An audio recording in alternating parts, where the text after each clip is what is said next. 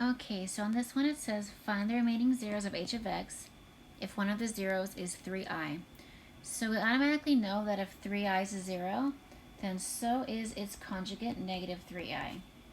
So we automatically know two factors of h of x. Two factors of h of x would be x plus 3i and also x minus 3i. If you FOIL those out, you get x squared plus 9. So what we can do is we know that x squared plus 9 is a factor of h of x. So what we can do is we can divide it out and see what's left. That will give us, since h of x is degree 4, if we divide out x squared plus 9, which is degree 2, it will give us another polynomial factor of degree 2. And if it's degree 2, we can hopefully factor it. If not, of course, use quadratic formula. We won't have to do any sort of guessing for that. So let's go ahead and set up our long division. Synthetic division will not work because this is quadratic. Okay, so we're doing long division here. 3x to the fourth plus 5x cubed plus 25x squared plus 45x minus 18. Okay, so x squared goes into 3x to the fourth. 3x squared many times, so I'm going to line it up right here. And I'm going to go ahead and multiply 3x squared times x squared plus 9. So that's 3x to the fourth. We're going to not have anything here. We're skipping a term. Plus, let's see, 3x squared times 9 is 27x squared. And remember that we are subtracting all of it. That subtraction does get distributed to every term. So the first one is 3x to the fourth minus 3x to the fourth, which is 0. Then 5x cubed minus 0, which is 5x cubed. Then 25x squared minus 27x squared, which is minus 2x squared. And we'll finish out this round by bringing down 45x. Okay, and now we proceed to dividing again. So we're seeing how many times is x squared going to 5x cubed. That would be 5x many times. Okay, now we multiply 5x times x squared plus 9. So that will give us 5x cubed. Nothing here, we skip a term. And then 45x. Right, we subtract and make sure that you distribute that minus. 5x cubed minus 5x cubed is 0. Negative 2x squared minus 0 is negative 2x squared. 45x minus 45x is 0. Okay, looks good. Now we can finish this round out by bringing down, let me change this, negative 18. Okay, and x squared goes into negative 2x squared, negative 2 times. And then we multiply negative 2 times x squared. There's no linear term. Negative 2 times 9 is negative 18. And we subtract. Okay, and it looks like when we're subtracting these, we are going to get 0, which of course we already knew. We were supposed to get 0. So what is this telling me? I'm now going to rewrite h of x in factored form.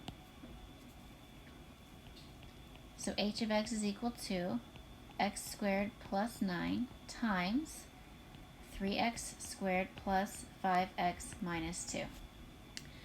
Now this here, this trinomial right there, is quadratic. I don't need to do any sort of guessing or listing any possibilities. I know how to find the zeros of a quadratic. The easiest way is to factor if possible.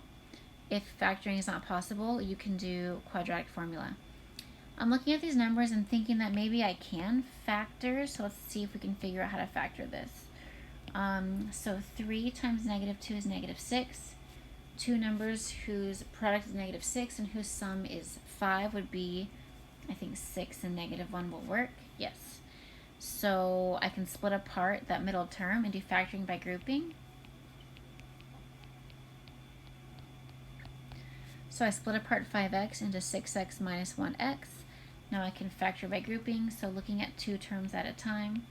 So for the first two terms, I factored out 3x. From the second two terms, the only thing I can factor out is a negative 1. But I am getting a common binomial, which I can now factor out as well. So it's x plus 2 times 3x minus 1. Okay, so now I can rewrite h of x in completely factored form. x squared plus 9 times x plus 2 times 3x minus 1. So we can now go ahead and list out all the zeros, real or imaginary. So we have plus or minus 3i, of course. The 3i was given. From here we also have negative 2, and from here we have 1/3. Okay, and that's it for that problem. Let's go ahead and take a look at the next one. It doesn't give us any information such as any of the zeros at all.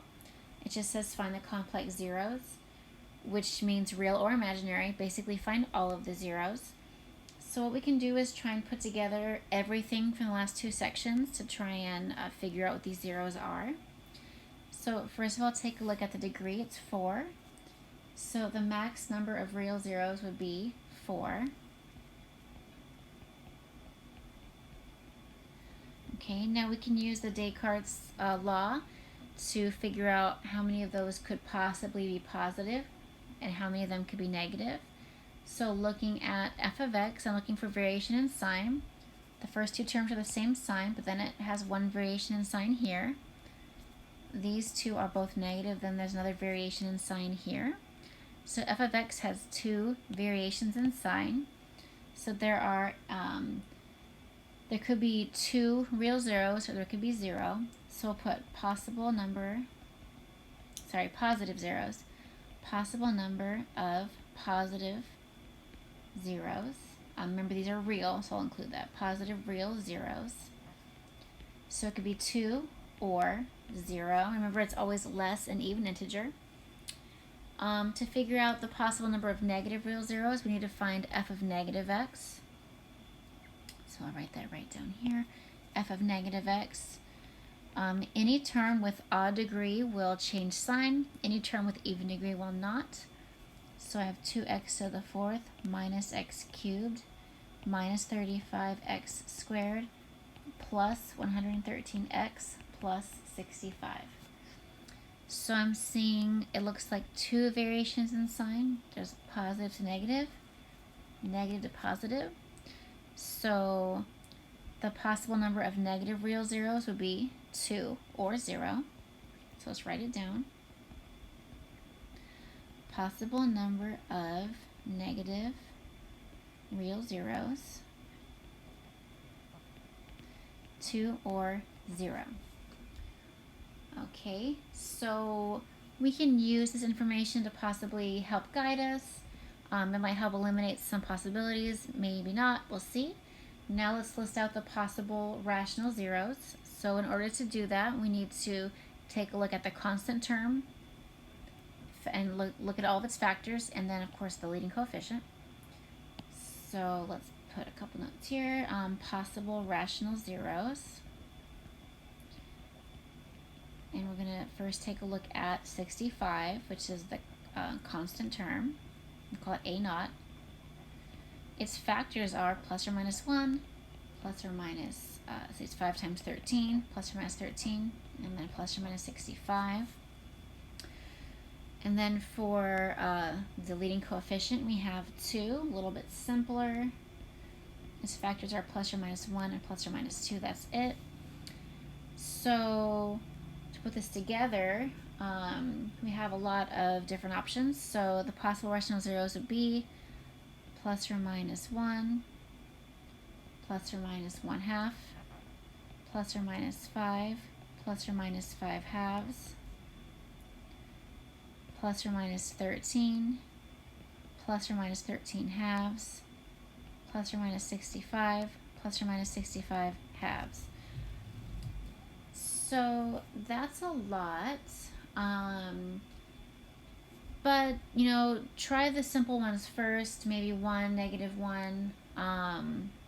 Don't start off by trying 65. It's not likely 65 will actually be the 0.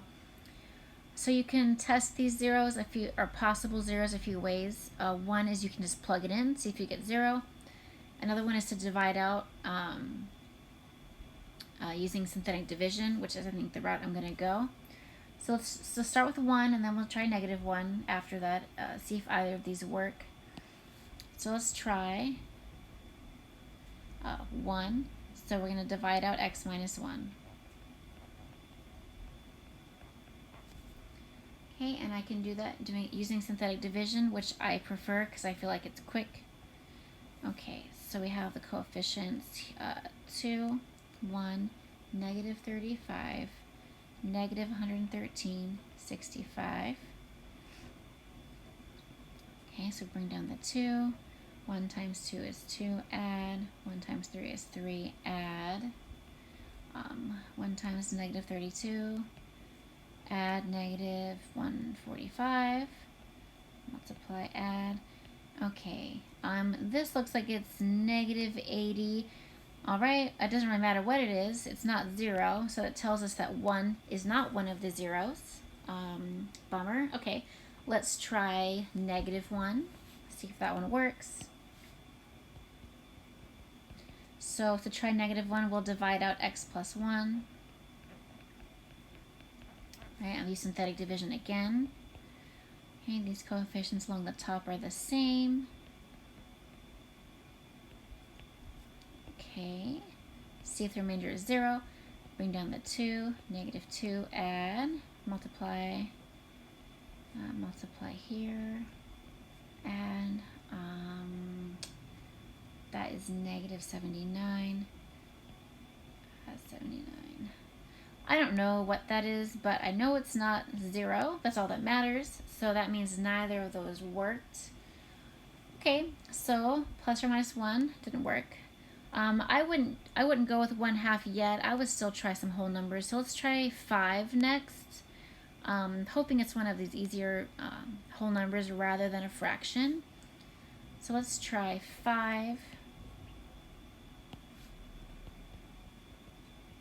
So we'll divide out x minus 5.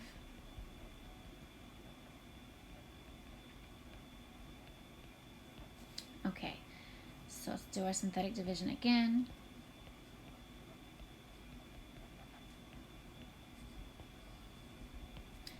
Okay, bring down the 2, multiply. 5 times 2 is 10, add. 5 times 11 is 55, add. 5 times 20 is 100, add. Ooh, that looks good. Yep. Hooray, we finally got one. Okay, so this means that we have found one of the factors, x minus 5, which indicates that 5 is one of the zeros. We can now rewrite the polynomial. What was it called? It was just called f of x. Okay, the polynomial function in slightly factored form. So I factored out x minus 5, or I divided it out, I should say. The original function was degree 4. We just divided out a degree 1 binomial. So this term, this coefficient here is for the degree 3 term. So I have 2x cubed plus 11x squared plus 20x minus 13. Okay, so I'm looking at this, thinking this is 4 terms. Can I factor it using grouping? But just looking at it now, we're not going to get a common binomial, so that isn't really going to work. We can't really factor that one, unfortunately, so we have to keep doing this process again. The good news is that by dividing, we've gotten a smaller constant term. So if I'm looking back at my list of possible zeros, I can cross off these 65 and 65 over 2. Those will definitely not be zeros of this simplified degree 3 polynomial. So let's try, let's go ahead and just try, let's try 1/2, see if that will work. And yeah, okay, let's do that one. So with a fraction, it's the same thing. We're just gonna do synthetic division.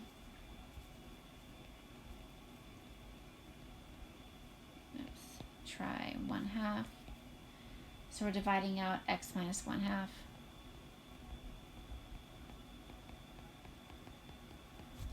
Okay, so put this in a corner. Now I'm going to get the coefficients from this one here, this degree 3 factor. So 2, 11, 20, negative 13. And I'm hoping to get remainder of 0.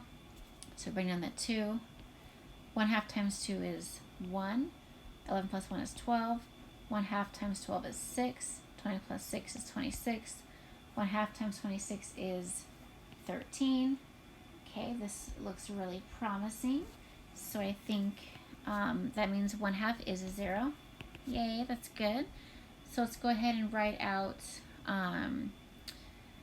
a more factored version. So these coefficients here would be for a degree 2 polynomial factor. So let's write out a more completely factored version of f of x. So it's x minus 5 times x minus 1/2 times 2x squared plus 12x plus 26. So you might be thinking you never see x minus 1/2 as a factor anywhere. Usually you don't see fractions like that. We can actually fix that. I'm looking over here at the last factor and I'm seeing a 2, a 12, and a 26.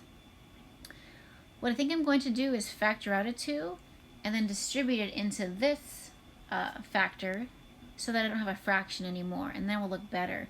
So let's write out those steps so you can see them.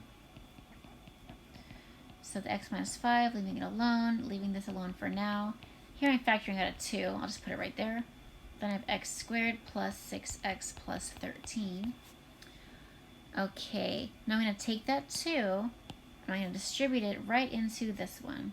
Remember, these are factors. They're all being multiplied. Multiplication's commutative. You can do it in any order you want. So I'm choosing to do it in this order so that I can just get rid of this fraction. It's kind of ugly. Okay, so this will now become 2x minus 1, which is probably something you're more used to seeing. Okay, cool. Now this last factor here is degree 2, which is good because we don't have to do any more guessing. We can now say, okay, this is something I can either factor, and if I can't factor it, I can use the quadratic formula. I'm looking at the 13 there, and I'm thinking this is not factorable. So I can still find the zeros by using the quadratic formula. So I'm going to be solving this equation.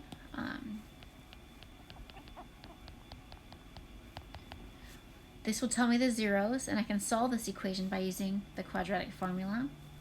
So x equals -6 plus or minus the square root of 6 squared minus 4 times 1 times 13 over 2 times 1. So 6 squared, 36 minus 52, -16. So -6 plus or minus the square root of -16 over 2. Okay, so we're going to simplify this more.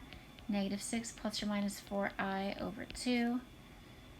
So that will be -3 plus or minus 2i. So that last quadratic factor gave us 2 imaginary zeros. That's fine. We can now list them all out. Just make a little note at the bottom. We have all the zeros now. They are 5, 1/2, and -3 plus or minus 2i. And that is the answer.